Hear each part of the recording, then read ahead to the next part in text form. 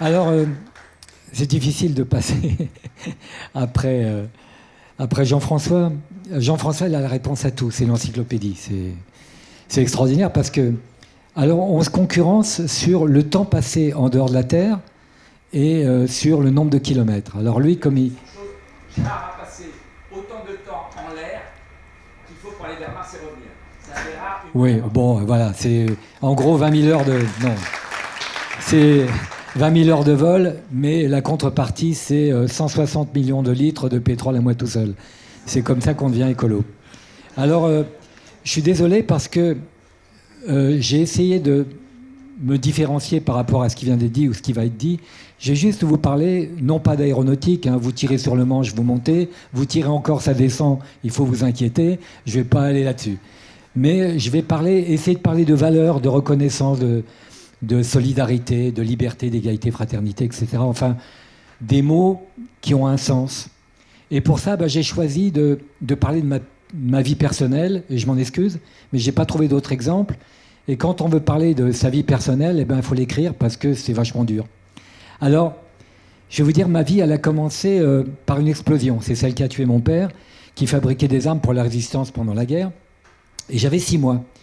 Et lorsqu'un peu plus tard, j'ai entendu le mot pupille, pour la première fois, c'était dans une banlieue ouvrière, le Valois-Perret, qui, en reconnaissance de nation, nous offrait une cape, des godillots, un béret. Et c'était pour moi l'uniforme de la honte, alors que, au mieux, et de la pitié au pire, alors que je voulais être juste comme les autres. Alors, je me souviens d'être monté sur une chaise et puis observer dans la glace ma pupille, et puis qui s'adapte en fonction de la lumière ou des émotions. Et elle nous protège, comme la nation veut nous protéger, de ce que j'étais malgré moi, un pupille de la nation. Alors mon père est mort à 33 ans, refusant l'idéologie nazie, tout comme ses 2 jeunes frères pilotes de chasse. L'un est mort à 23 ans en vol, l'autre s'est fait descendre à 30 ans par un Messerschmitt sur le front russe, sur une escadrille qui s'appelait Normandie-Niemen, et puis sauvé par son parachute, interrogé, torturé par les Allemands, etc. Il n'a rien lâché, il a pu s'évader, en piquant un train d'ailleurs, avec des combattants de l'armée rouge. Et cette pupille m'a donné, sans me rendre compte, ce message que si on tendait la main, il fallait la saisir et ne pas décevoir. Et si la réussite finissait par l'emporter, pas oublier de redonner aux autres une partie de ce qu'on a reçu. Et ça porte un nom. C'est la reconnaissance. C'est le premier mot. Une main tendue, c'est pas un dû, ni une aumône. C'est un geste qui permet de sortir la tête de l'eau. Ces gestes qui consolent, accompagnent, protègent, vous montrent un chemin et ça porte un nom. C'est la solidarité. Alors mes parents émigrés de Russie ont été adoptés par la France dans les années 25, puis plus tard ils ont répondu à l'appel du général de Gaulle, pas celui du maréchal Pétain, une page sombre de notre histoire dont la menace aujourd'hui en France et en Europe pourrait bien ressurgir. C'est pour eux et pour tous ceux qui se sont battus et se battent encore aujourd'hui contre les totalitarismes et la terreur que je suis devenu à mon tour, sinon résistant, vigilant, face à des extrémismes, et ça porte un nom, la liberté. Alors ma mère, veuve de guerre, se débattait comme elle pouvait pour assurer l'avenir de ses enfants, dont j'étais le plus jeune. Même si nous n'avions pas à manger tous les jours, elle nous nourrissait d'amour, et ça c'est le plus important. Et après, grâce à des bourses, j'ai pu poursuivre mes études, et je suis devenu ingénieur comme mon père, puis pilote comme mes oncles, et ça porte un nom, exemplarité. Et depuis, j'ai jamais cessé de tendre la main. Ainsi, j'ai créé les ailes de la ville, des chantiers de formation-insertion, quand j'étais au musée de l'Air ou président de l'Aéroclub de France, où les jeunes des banlieues fabriquaient, et fabriquent encore aujourd'hui, des avions qu'ils pilotent ensuite, et ainsi ils apprennent les métiers d'électricien, de mécanicien, de motoriste, ou encore de chaudronnier. Et la chance de voler, ou de pouvoir piloter quelquefois, leur donne des ailes, tout simplement.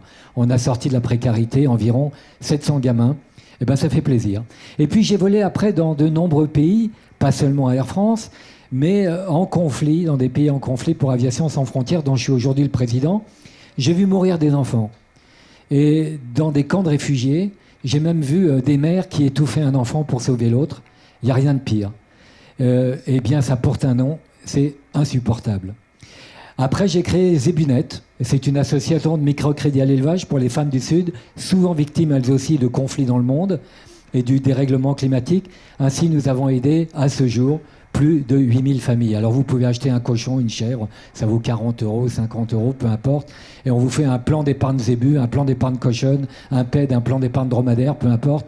Et le paysan vous rembourse. C'est ce qu'on appelle le microcrédit, qui a été inventé par un monsieur exceptionnel qui s'appelle Mohamed Younous, prix Nobel de la paix, et que j'ai rencontré, je l'ai eu dans mon cockpit, j'ai atterrissé à Madagascar.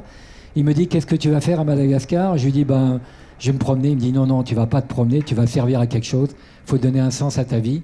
Donc, Madagascar, c'est le zébu, l'animal emblématique. Eh bien, tu vas filer des zébus aux paysans, c'est ce que j'ai fait. J'ai ramené un zébu à l'hôtel, caché partout. Et puis, je l'ai filé au concierge de l'hôtel. Je lui ai dit, c'est 1 euro par jour. Il m'a dit, je peux pas, c'est mon salaire. Je lui ai acheté 15 poules pondeuses. Et je lui ai dit, tu me donnes 2 œufs par jour. Aujourd'hui, on en est à 7500 familles et 17 000 animaux. Donc, bienvenue à Zébunet. D'ailleurs, si vous adhérez à Zébunet, eh bien, on fait un bal des zébutantes pour ceux qui ont adhéré. Et puis, parce que j'oublie pas tous les conflits et son concert de violence, que j'oublie pas tous ces héros civils et militaires qui luttent et se sacrifient quelquefois pour aider, protéger ces populations qui demandent juste à vivre et sont elles aussi contraintes à l'exil. Et on en parle beaucoup en ce moment. Alors tout à l'heure, ou demain, des centaines de ballons s'envoleront exprimant tout ce que je viens de partager avec vous, parce qu'au-dessus des nuages, il y a toujours le soleil. Et tous ces ballons expriment la liberté, l'égalité, la fraternité. C'est l'ADN du mondial. Merci Philippe. C'est comme qui dirait Philippe, justement, un mélange de rêve, d'innovation et d'échange. Et je vais terminer par une chose, c'est mes amis de commandants de bord et d'instructeurs à Air France m'ont appris qu'on apprenait de l'expérience des autres, y compris de ses élèves. Et ça porte un nom, c'est l'échange et la transmission du savoir. Et je pense que c'est une valeur qu'on doit tous apprendre. D'abord, c'est pour la sécurité, et ensuite pour le savoir-être et le savoir-faire. Alors pour conclure, désolé d'avoir pris comme exemple ma vie personnelle. Ça n'avait pas d'autre but que de montrer qu'il y a une issue dans tout ce qu'on croit être une impasse. Pupille de la nation a finalement été, non pas une chance, mais un moteur. Ça m'a appris qu'il ne fallait jamais se plaindre, mais aller de l'avant, tout comme disait Lao Tzu il y a 2500 ans. Mieux vaut allumer la chandelle que de maudire l'obscurité. Merci.